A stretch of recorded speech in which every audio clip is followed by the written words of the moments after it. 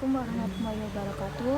Di sini saya akan menjelaskan tentang keterkaitan anti monopoli dengan hukum kekayaan intelektual. Istilah monopoli sendiri berasal dari bahasa Yunani, yaitu monos, yang artinya sendiri, kemudian polein, yang artinya penjualan.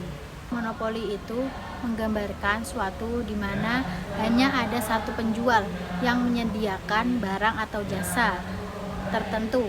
Nah, dijelaskan juga di dalam pasal 1 angka 2 Undang-Undang Anti Monopoli bahwasannya yang diartikan dengan praktek monopoli sendiri itu merupakan suatu pemusatan kekuatan ekonomi oleh suatu atau lebih pelaku usaha yang mengakibatkan dikuasainya produksi dan atau pemasaran atas barang atau jasa. Nah, sehingga menimbulkan persaingan usaha yang tidak sehat dan dapat merugikan keuntungan umum. Hukum anti monopoli diatur dalam Undang-Undang Nomor 5 Tahun 1999 tentang larangan praktik monopoli dan persaingan usaha tidak sehat.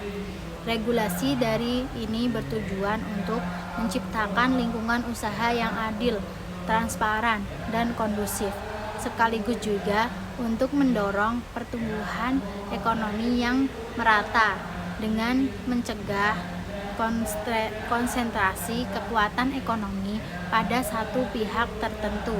Kemudian tujuan dari hukum anti monopoli itu adalah untuk memastikan suatu persaingan usaha yang sehat serta melindungi konsumen dari praktik monopoli dan persaingan usaha yang tidak sehat. Tujuan daripada hukum anti monopoli yaitu untuk memastikan persaingan usaha secara sehat serta melindungi konsumen dari praktik monopoli dan persaingan yang tidak sehat. Nah, hukum ini itu dirancang untuk mencegah perusahaan besar atau sekelompok usaha tertentu yang mendominasi pasar secara merata yang dapat merugikan usaha-usaha kecil dan bisa membatasi pilihan konsumen dan menyebabkan harga yang tidak terjangkau. Nah, selanjutnya ada keterkaitan hak kekayaan intelektual dengan praktik monopoli. Yang pertama ada hak cipta. Nah, hak cipta sendiri itu memiliki hak eksklusif untuk mengumumkan dan mendistribusikan karya cipta mereka. Nah, di sini itu pemilik itu juga dapat melarang pihak lain untuk menggunakan karya tersebut. Maka dari itu otomatis dianggap sebagai praktik monopoli.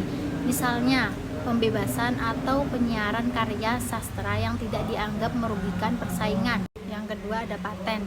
Paten memiliki hak untuk membuat, menggunakan, dan menjual produk yang dilindungi selama periode tertentu, misalnya 20 tahun. Nah, meskipun ada hak monopoli, produk yang dilindungi seringkali memiliki alternatif sehingga tidak selalu menyebabkan praktik monopoli sendiri. Terus kemudian jika produk tersebut itu sudah dialihkan melalui jual beli yang sah, maka hak penggunaan sepenuhnya itu dimiliki oleh pembeli. Yang ketiga, merek. Merek itu berhubungan erat dengan kualitas produk. Nah, pemilik merek sendiri itu bisa memiliki hak untuk menggunakan dan melindungi mereka sendiri. Merek yang kuat itu membantu konsumen untuk mengenali produknya sendiri dan keberadaan merek tersebut berbeda di pasar dan dapat mengurangi terjadinya monopoli. Yang keempat ada indikasi geografis. Nah, hak ini itu untuk melindungi produk yang berasal dari daerah tertentu dan berkaitan dengan kualitas atau reputasi produk tersebut. Nah, penggunaan indikasi geografis tidak melanggar hukum anti monopoli dan dapat membantu mempertahankan kualitas produk lokal. Yang kelima ada desain industri. Nah, desain industri ini memberikan pemilik hak untuk mengontrol penggunaan dan distribusi produk dengan desain tertentu.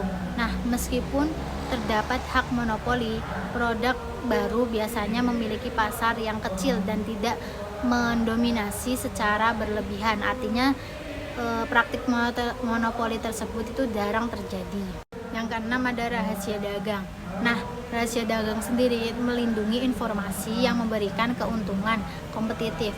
Jika si pemilik rahasia dagang itu tidak dapat membuktikan bahwasanya hak mereka itu tidak termasuk dalam kategori yang dilarang oleh undang-undang anti monopoli. Hal tersebut bisa menjadi masalah. Yang ketujuh ada varietas tanaman. Nah, hak varietas tanaman itu mendukung pengembangan benih-benih yang unggul yang diperlukan untuk ketahanan pangan sendiri. Kemudian monopoli dalam konteks ini itu bertujuan untuk meningkatkan produksi pangan dan dapat membantu stabilitas ekonomi.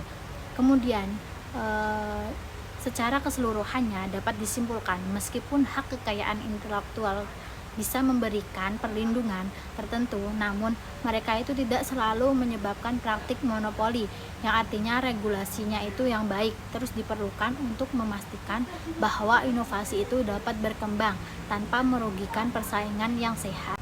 Sekian pemaparan materi dari saya, bila ada kurangnya mohon dimaafkan. Wassalamualaikum warahmatullahi wabarakatuh.